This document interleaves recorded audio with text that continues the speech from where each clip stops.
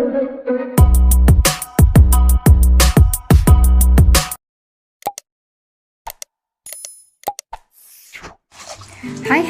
assalamualaikum warahmatullahi wabarakatuh. Kembali lagi di channel Tanamania. Teman-teman, kali ini Tanamania mau bahas tentang ulat kaki seribu, teman-teman.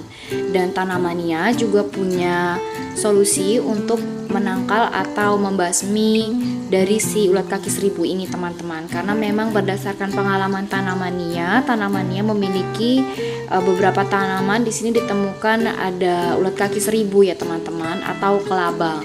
Tapi sebelumnya Tanamania mau bahas dulu tentang dampak negatif dari kaki seribu yang pastinya sudah Tanamania cari infonya ya, atau rangkum dari berbagai sumber. Jadi teman-teman, kaki seribu memang tidak menggigit ataupun menimbulkan kerusakan parah terhadap perkebunan, tapi kehadirannya akan menimbulkan dampak negatif, terlebih kalau sudah beranak pinak dan mewabah di lingkungan sekitar. Inilah alasannya kenapa harus dikontrol atau dikendalikan keberadaan dari si ulat kaki seribu atau kelabang ini, teman-teman. Dampak negatif yang pertama yaitu dapat merusak akar. Sebenarnya kehadiran hama kaki seribu pada perkebunan tidaklah sepenuhnya merugikan, tapi kaki seribu dapat berperan seperti cacing yang mengurai daun dan sampah di dalam tanah, jadi ikut berperan dalam kesuburan. Tapi populasinya yang berlebihan dan kurangnya bahan makanan di habitatnya bisa membuat hama ini menjadi pemakan akar tanaman yang masih muda. Karena itulah kaki seribu baiknya segera dibasmi. Sedangkan yang kedua, dapat mengundang hadirnya kelabang. Dalam rantai makanan, kaki seribu kecil adalah mangsa atau makanan dari kelabang. Kehadiran hama kaki seribu dalam jumlah yang besar dapat mengundang kelabang. Hal ini tentu semakin tidak baik, karena mengingat kelabang memiliki racun yang berbahaya bagi manusia. Ketiga, yaitu kehadiran si kaki seribu ini di rumah sangat berbahaya. Kaki seribu yang berukuran kecil atau ulat gagak bisa saja masuk ke dalam telinga manusia ketika tidur. Hewan ini akan mengeluarkan semacam lendir yang bisa membuat beberapa orang menjadi alergi dan gatal-gatal. Daripada menghadapi resiko yang tidak menyenangkan itu, pasti akan lebih baik untuk segera mengambil langkah memusnahkan hama ini. Dan yang keempat adalah pembengkakan pada permukaan kulit. Pada orang yang tidak tawar dengan kehadiran kaki seribu atau lendirnya, alergi yang ditimbulkan bisa lebih parah dari sekedar gatal-gatal. Beberapa orang akan mengalami pembengkakan pada area tubuh yang terkena interaksi, bahkan hingga demam. Jadi sudah jelas ya teman-teman, dampak negatif dari ulat kaki seribu ini sangat berbahaya, gak cuma buat tanaman tapi juga buat manusia, teman-teman. Oleh karena itu kita perlu banget untuk basmi hama ini. Nah, di sini tanamannya mau tunjukkan ada pot yang sudah di sini bisa dilihat teman-teman, ada ulat kaki seribu yang memang sudah mati karena tanamannya kurang lebih 1 minggu yang lalu itu sebarkan furadan. Jadi tanamannya gunakan furadan karena memang awalnya itu tanamannya temukan ada di 1 pot ya teman-teman, dan sekarang sudah mewabah ke beberapa pot, teman-teman. Singkat cerita, 1 minggu yang lalu tanamannya beli obat pembasmi hama yaitu furadan ini ya, kurang lebih sekitar 10.000 ya teman-teman. Tanamannya juga kurang begitu hafal harganya, tapi yang pasti itu di bawah 15.000, harganya sekitar 10.000 rupiah, dan itu cukup terjangkau untuk basmi hama seperti ulat kaki seribu seperti ini ya teman-teman.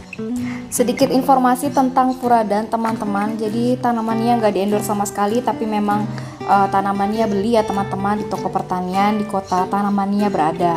Nah, furadan ini merupakan sebuah insektisida yang dipakai untuk mengendalikan aneka jenis hama, terutama hama pengerek batang, cacing, ulat, semut, dan masih banyak lagi, termasuk ulat kaki seribu seperti ini, teman-teman. Bentuk dari furadan ini granule atau butiran dan berwarna ungu kebiruan ya teman-teman. Lalu bagaimana cara penggunaannya? Cara penggunaan furadan pada tanaman yaitu dengan menabur butiran-butiran furadan pada media tanam, baik pada media tanam lahan yang luas ataupun yang terbatas seperti tanaman dalam pot ya, seperti yang teman-teman bisa lihat. Penaburan juga bisa dicampur dengan pemupukan, tapi tanamannya tidak campur dengan pemupukan, hanya ditaburkan saja di atas media tanam ya teman-teman. Cukup ditaburkan saja di area media tanamnya. Sekedar informasi untuk aplikasi pada media tanam dalam pot, dosisnya disesuaikan dengan ukuran pot. Kalau ukuran pot agak kecil, cukup 1 sendok teh saja atau sejumput ya teman-teman. Tetapi kalau potnya agak besar, dosisnya 1 sendok makan per media tanam dalam pot dan lalu ditaburkan di atas media tanam. Cukup seperti itu saja ya, tidak perlu ditambah dengan yang lain-lain dan tinggal tunggu cara kerja dari furadan ini teman-teman. Seperti yang teman-teman tanamannya bisa lihat ya, di sini ulat kaki seribunya sudah mulai melengkung seperti ini, artinya sudah tidak berdaya alias tewas ya teman-teman. Dan furadan itu cukup ampuh untuk digunakan buat teman-teman yang punya masalah dengan ulat kaki seribu seperti ini, bisa gunakan furadan teman-teman. Ada yang berpendapat bahwa penggunaan furadan tidak dianjurkan karena bisa merusak kesuburan tanah. Tapi pendapat itu tidak 100% benar ya teman-teman. Penggunaan furadan yang tepat sesuai dosis dan aturan pemberian bukanlah suatu permasalahan.